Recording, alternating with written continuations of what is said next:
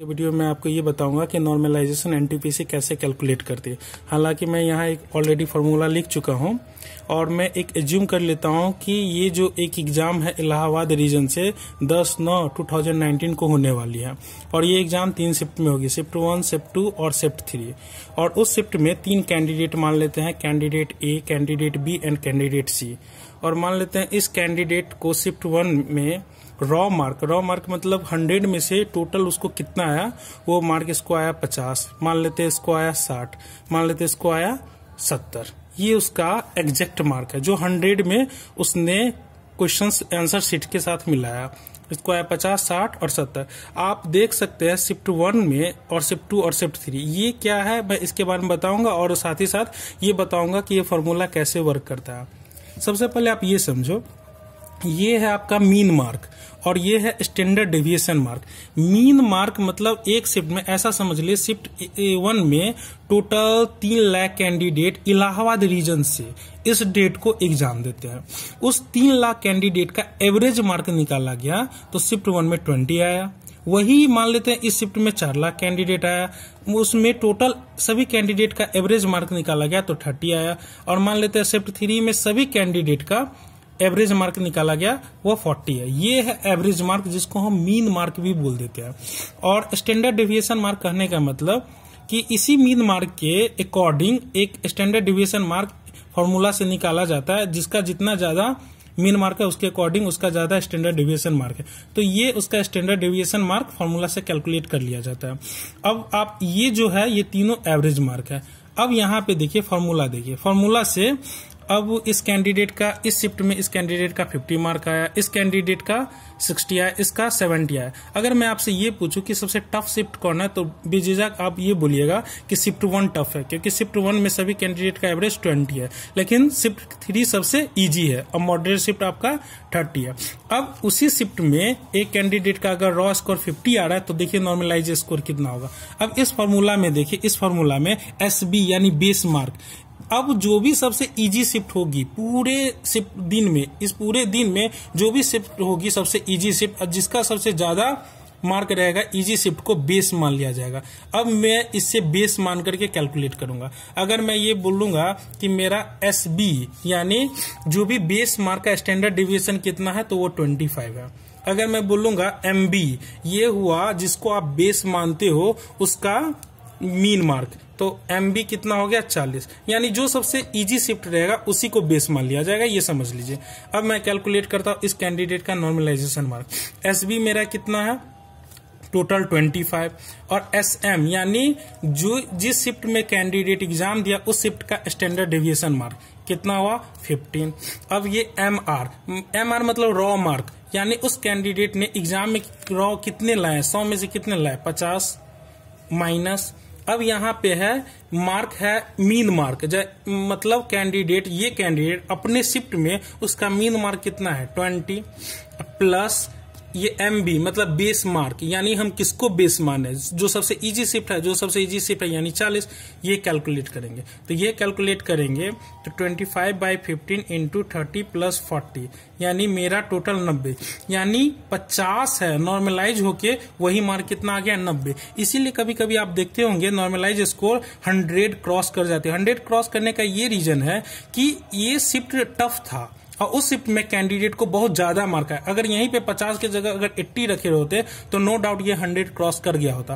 तो अगर tough shift में कैंडिडेट को बहुत अधिक मार्क आ जाता है उस सिचुएशंस में नॉर्मलाइजेशन स्कोर ये संभव है कि 100 क्रॉस कर जाए और ये पॉसिबल है। अब देखिए इसी कैंडिडेट का शिफ्ट 2 वाले कैंडिडेट जिसको 60 आ रहा है उसका कैलकुलेट कर रहे हैं। तो अब यहाँ पे नो डाउट बेस कितना है 25, इस शिफ्ट में स्टैंडर्ड डेविएशन है इसका 20।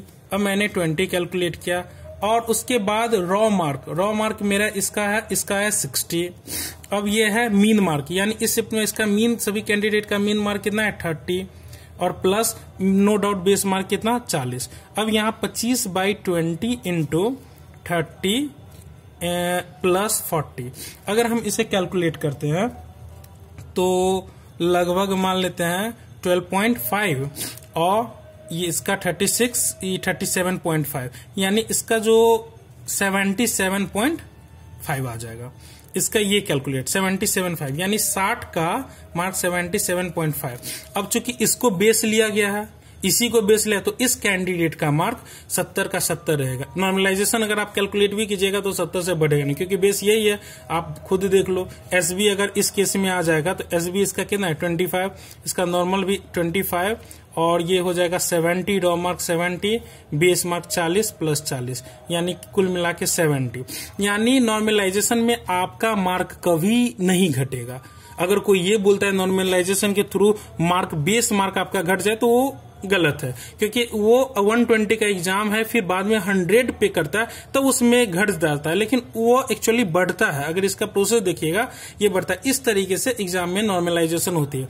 यानी मैं एक चीज बोल सकता हूं, अगर आप टफ शिफ्ट में जाते हो तो कहीं ना कहीं आपका एडवांटेज है, कहाँ ये 70 मार्क और कहाँ ये आपका 50 मार्क। अब मैं आपको थोड़ा सा ये बताने वाला हूं कि पोस्ट प्रेफरेंस आप कैसे दे। पोस्ट प्रेफरेंस मान लेते हैं, पोस्ट प्रेफरेंस आप एक कैंडिडेट, दो कैंडिडेट है, कैंडिडेट ए और कैंडिडेट बी। ये ए है और ये बी है। कैंडिडेट ए ने पोस्ट प्रेफरेंस दिया कमर्शियल अप्रेंटिस, स्टेशन मास्टर और गुड्स गार्ड, और कैंडिडेट बी ने दिया commercial apprentice, goods guard, station master. उसके बाद उसने दिया SCTT यानी सीनियर कम टिकट क्लर्क, और इसके बाद SCTT, और इसके बाद कोई भी टाइपिस्ट पोस्ट डालिए, कोई भी टाइपिस्ट वाला पोस्ट डालिए, ये डाला। अब हुआ क्या, जैसे एग्जामिनेशन 3 स्टेज में होती है, फर्स्ट स्टेज, सेकेंड स्टेज और थर्ड स्टेज उसके लिए जो टाइपिंग करेगा प्लस टाइपिंग के लिए, और दूसरा साइको टेस्ट के लिए, एप्टीट्यूड टेस्ट जो बोलते हैं, ये दोनों के लिए। अब जैसे पहला का रिजल्ट निकलने के बाद आप दूसरा एग्जाम में अपियर करें, लेकिन इसका रिजल्ट निकालने से पहले उसका रिजल्ट निकाला जाएगा जिसका टाइपिस्ट है और साइको है। अब मान लेते ये कैंडिडेट लाया 80 मार्क और ये भी कैंडिडेट लाया 80 मार्क, ये इसका पोस्ट प्रेफरेंस ये है, इसका पोस्ट प्रेफरेंस ये है।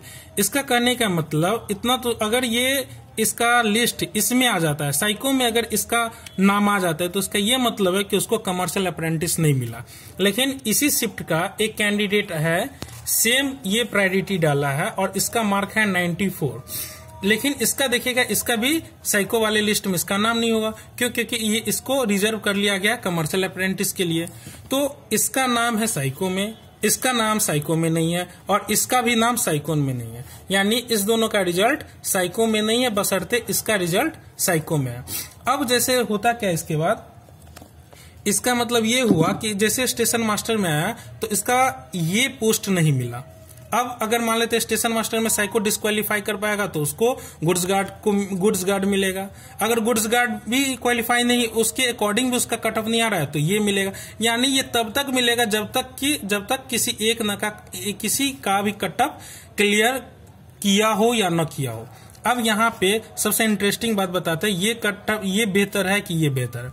जैसे ये कैंडिडेट 80 मार्क लाया, उसका साइको में नाम नहीं है, ठीक है। तो रेलवे क्या करती है कि डिसाइड करती है, पहले से ही डिसाइड करते हैं कि जैसे रेलवे के पास मान लेते 1000 पोस्ट है और जितने कैंडिडेट है उसे लगा कि 79 मार्क पे मुझे गुड्स गार्ड के 1000 बच्चे मिल जा रहे हैं।